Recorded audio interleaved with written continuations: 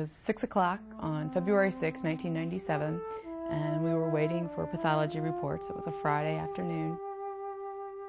Dr. David Price called and gave me the news that I had breast cancer at the age of 31.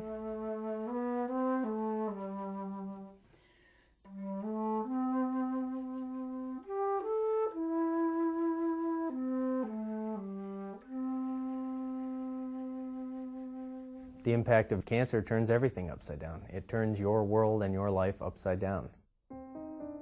It brought life to a grinding halt.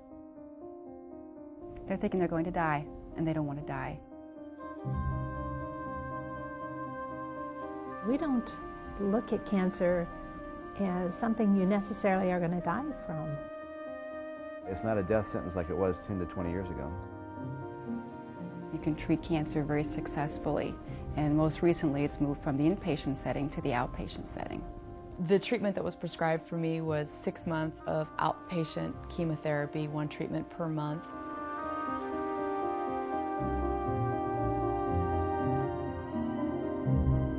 Monday through Wednesday, I come for radiation at 2:15.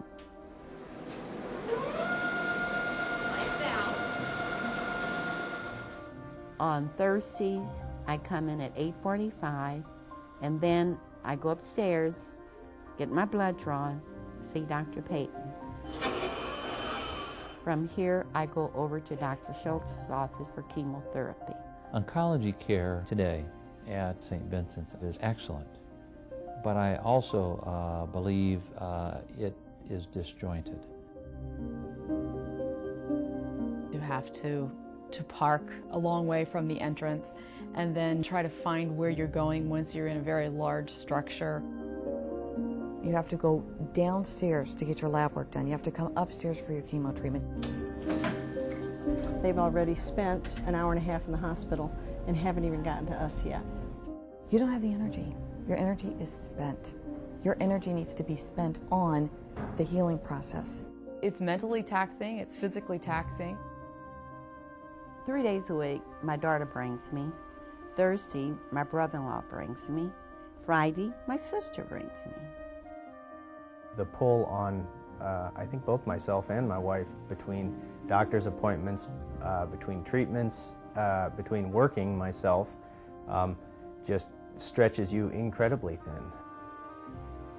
I always felt very guilty. It made it hard to ask for help sometimes, knowing how inconvenient it would be for the person helping you. Cancer isn't convenient. It's not easy. It doesn't fit into day-to-day life. It doesn't. You live during treatments. You don't stop your life and then have treatment. So it's important that we realize people are working and living every day while they're going through treatments. St. Vincent Hospitals and Health Services is building a new $15 million facility for outpatient cancer treatments.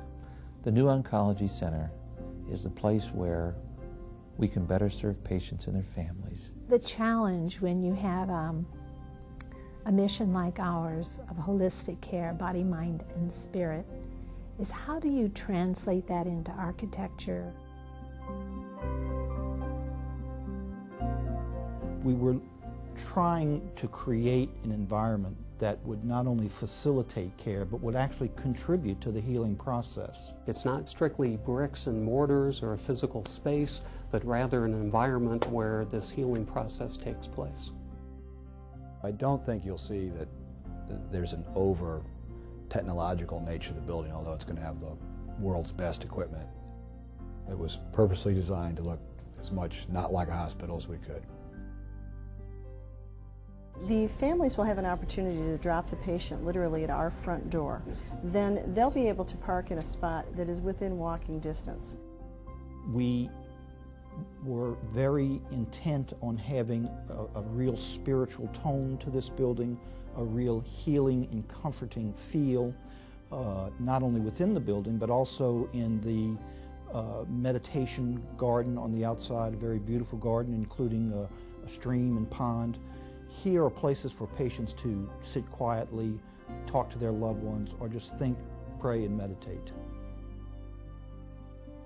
The navigator is a person that we're going to have that is going to be kind of that one-stop shop for information.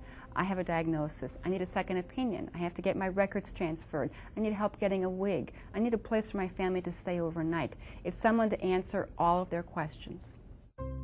When you walk in the chapel, you'll see the wall of glass that allows you to look out into the healing garden. It has a simple stone wall and a small altar area with a crucifix.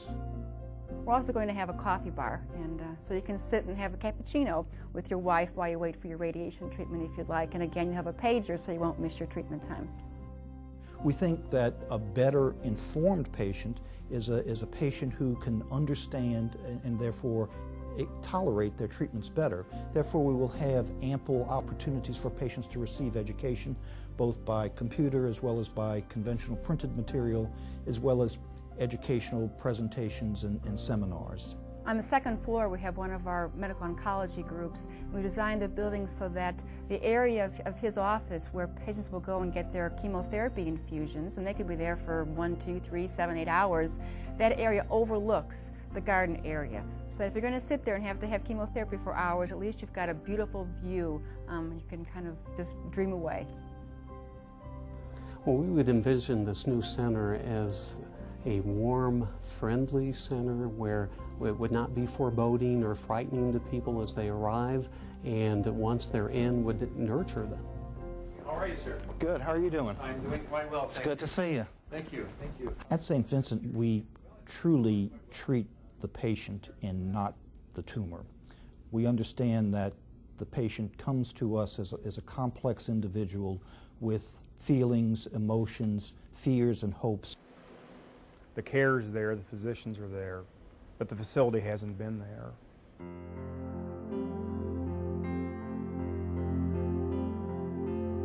St. Vincent's motto is the spirit of caring. By allowing us to have the resources available to build a facility like this, we are saying this is important. The campaign for St. Vincent Oncology is a 16-month campaign designed to generate $1 million. And that $1 million will be spent for upgrades, if you will, of making it feel more like a home, more spiritual.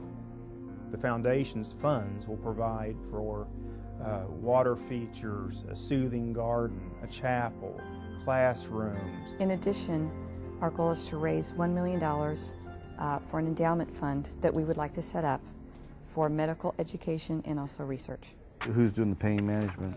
Mangus. Mangus is? Yeah.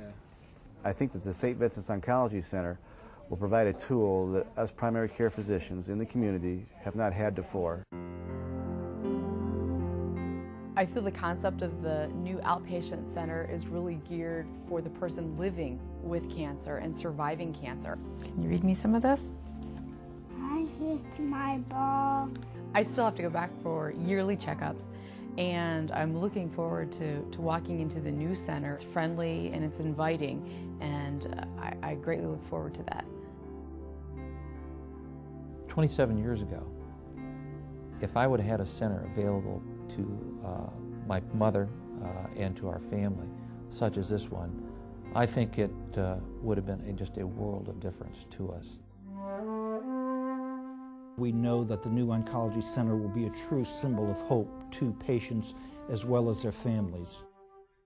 The new center will provide an entire place, a sanctuary devoted to healing, where patients who have cancer can experience a quiet, peaceful, healing, hopeful, and inspirational environment with their families.